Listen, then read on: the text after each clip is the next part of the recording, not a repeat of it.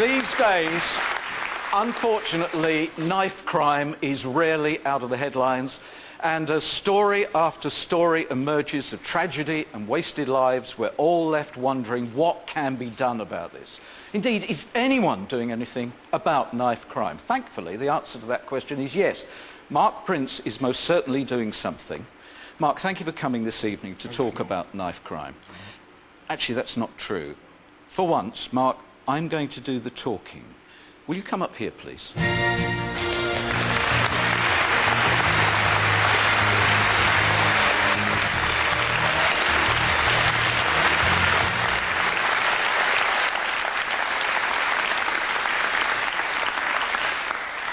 In 2006, your 15-year-old son, Kiyan, was murdered in North London.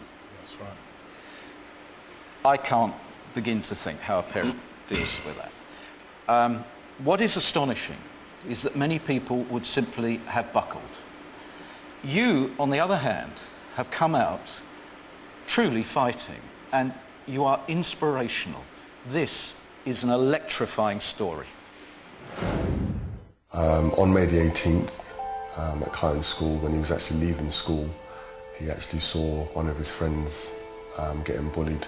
Kiyan, being the great person that he was, stepped in to try and cool the situation down and to say, look, you know, just calm down. As Kiyan turned his back to walk off, the guy jumped him from behind and stabbed him. Everybody would love to have a child like that, you know, grade A student, keen footballer. He was the sort of young person that, you know, I think every mum and dad would have wanted. I was really proud that Kiyan was playing with QPR. I mean, it's such a great achievement, and I know that Mark was really, really proud of Kiyan. Of course, there was anger in the beginning and rage, and then after that, Mark said that he came to this place that allowed him to, you know, to grieve, and I think it made Mark much stronger. It gave him a focus in life.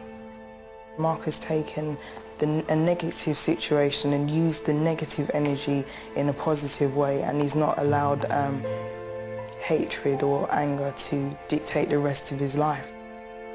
Mark's ideas for the foundations are basically to go into these inner city places that the young people haven't had a chance, and to give them a chance, to influence them in such a way that they move forward past this gang and knife culture.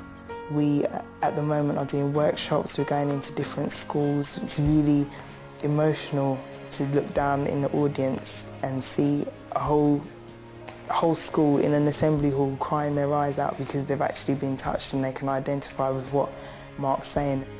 I think he's a nice guy. I think that he really wants to help people, because if my son died, I wouldn't know what to do. Maybe if that happened to me and my family, I wouldn't want to help kids. I think, why? Look what they've done. Why do I don't want to help them? But he's just been strong, and he's a good inspiration to everybody. Mark wants to work with a program with fathers where we can encourage fathers to be more active in their children's life and see the difference that it can make. Me and Mark had conversations, and I was telling Mark, I don't know how you managed to do it, Mark. And he said it's not easy. He says he still goes to the grave and cries. He says he's at home, and you know, sometimes he just breaks down. He turns his music up loud and he just breaks down. It's absolutely devastated him. I think the most powerful thing that I've experienced with Mark so far is sitting at the cemetery in front of Kiyan's grave and Mark saying, do you know what, Naf? The greatest thing that I could experience would be if I could get my son's murderer to come and work for the foundation.